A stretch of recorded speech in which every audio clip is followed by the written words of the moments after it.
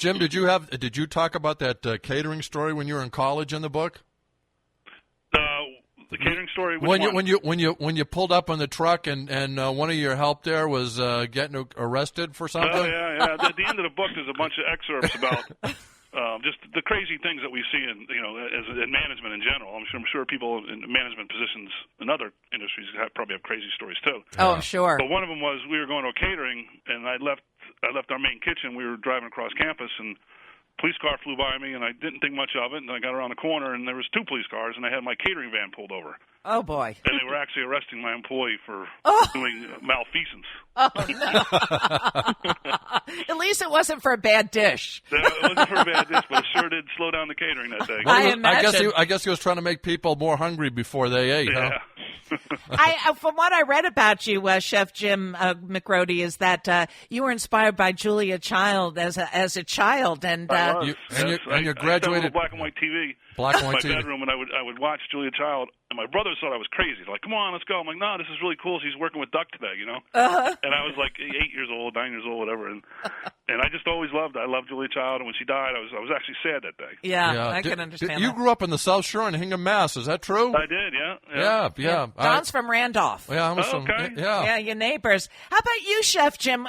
Chef Ryan, I'm sorry. I keep mixing you guys up, but how about you and your culinary career? When did you know that this was going to be the field for you?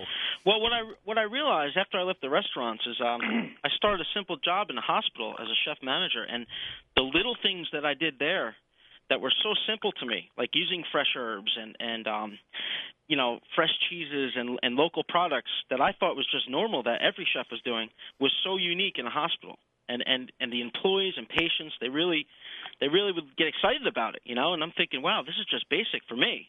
So as you go on, the people, they really drive you to be more creative and do more, to show your passion, show what you do. And I think of it like 10, 15 years ago, not many people knew what balsamic vinegar is. That's true. Now due to the Food Network and the Internet, people are more educated. They know exactly what the ingredients are and its expectations that they have.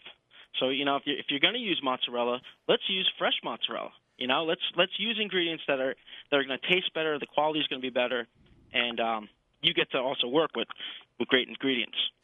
I think a lot of what many of us think is, it was used to be, from what my recollection is, that the nutritionists really ran the food programs in the hospitals. And I think a lot of people think when you're eating healthfully, then it's got to be boring and no good. And I just love over the years that people, as you said, have discovered new products, new ideas. And I love, and this dish that you're going to be preparing on Tuesday night over at the Biltmore, I wish this was open to the public. They could come check this out. But it again is going to be over at the Biltmore for people that are involved in the community. It's the Association of Healthcare Food Services Lucky People. It seems like you guys all have a fun time. But you're making a Korean chicken with quinoa, and it's a bibimbap. Which quinoa, I think a lot of people, that's kind of a new thing we've been talking about an awful lot. But instead of the rice. Yes. It's more flavorful. It's better for you, obviously, and it also has a different texture. It kind of pops in your mouth. Yeah. So it's exciting, lots of fiber, and it's a win-win for everyone. They get to taste something different, plus it's more healthy as well. Yeah, I like that people take recipes and influences from other countries and then start substituting out to make things that maybe are a little bit different, but sort of a variation on a theme, which is just very exciting. How long does it take to prepare this dish? Are you guys going to be under time pressure with this, or it's not going to be? Because I know quinoa is really fast. We're looking good on time. I think we're going to be good. Yeah, and instead of throwing the raw egg into this hot bowl of, you're going to do a lightly fried quail egg. Now, how about from a price-wise, you're only allowed, $5 for this dish? Is that where most of your cost is going, towards the quail egg? No, actually, the quail eggs are rather cheap. Here in North Carolina, we can buy 10 of them, and they're $1.99. Wow! So they're not that expensive at all, and our dish actually comes well below the $5. Wow! Now, will that count if you're lower, or that is not part of the judging? Well, in these times, these economic times, I'm sure it's not a problem. No, but I mean, in your industry, last year the winner was the winning dish was was from Bill and Mary was a pecan goat cheese chicken with cinnamon bread pudding. So you're not doing dessert, huh? No, not today. Okay. We're just doing our bibimbap, and we're I think that bread pudding was actually part of their entree. Oh, it was part of the I don't entree. think it was a separate. I wasn't there, so I may be wrong, Yeah. but I think it was incorporated in the same plate. So when do you come in for this, and do you need to rest up because your time difference and everything else?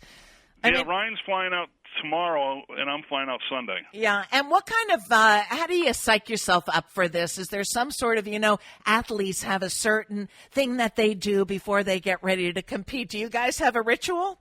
Well, actually, Ryan and I just competed, a couple months ago in Charlotte, North Carolina, with the American Culinary Federation, and we actually won gold medal there. Wow! And we were presented with the gold medal by Alton Brown on the Food Network. Wow! So that was real, and that was at Johnson and Wales University, which is a fantastic. School. Sure. And it was, it's a big giant fishbowl, so we had a lot of people around watching us. So that really.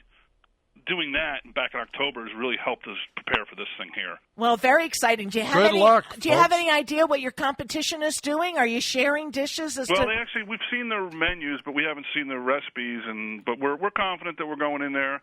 On a side note, too, Ryan and I used to actually live out in Phoenix for 6 years, and Ryan used to live out there, too, so this is kind of cool to go home. Very good. I understand it's going to be pretty darn hot this weekend. It's June in the Valley. Come on. I don't miss the Phoenix summers. No, you don't. Well, I'll tell you, it's very exciting. Before I let you go, though, of course, now they came out with these new guidelines, or the My Plate. Have you fellows had a chance to analyze that and see what you think about it? Do you think it's better than the pyramid? Yeah, it just came out. I'm actually kind of glad. I think the pyramid was people didn't really either understand how it worked.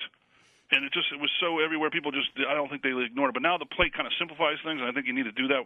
Yeah. People just keep it simple and they can understand it. And basically it's saying it's portion size is what it's saying. That's the bottom line, isn't it? Yeah, it sure is. Very upsetting in some people's minds, but I think this is very, very clear. Well, I just, first of all, want to congratulate you to making it to the top 5. Also on your gold medal. I know you guys will do great. It looks like you're going to have a whole lot of fun, and what could be bad over at the Biltmore here in Arizona, so you guys have a wonderful time. We wish you the best of luck, and I hope Trish lets me know who the winner is so we can. I'm sure she will. Yeah, but maybe we'll be speaking to you again because I've got a feeling you guys are shooing here. Yeah, and just one last thing from us is that the AHF, we're really proud to be members of them, and they really are raising the bar as far as healthcare, food service, or self-operated hospitals across the country. And we're just glad to be part of it. That's fantastic. There's so many other things to concentrate on when you're thinking about hospitals. And so the fact is the food has always been sort of the last thought, an afterthought. And now I'm so glad it's coming to the forefront and that this is significant because, it's not easy being in a hospital, but when you've got good meals coming to you, it makes it so much better, so much homier. Well, thanks, you guys, for joining us today. And thanks for all the hard work. And I love that you're changing this whole image. So keep up the good work, okay? All right, thanks so much. Oh, our pleasure. Take care. Have a safe trip.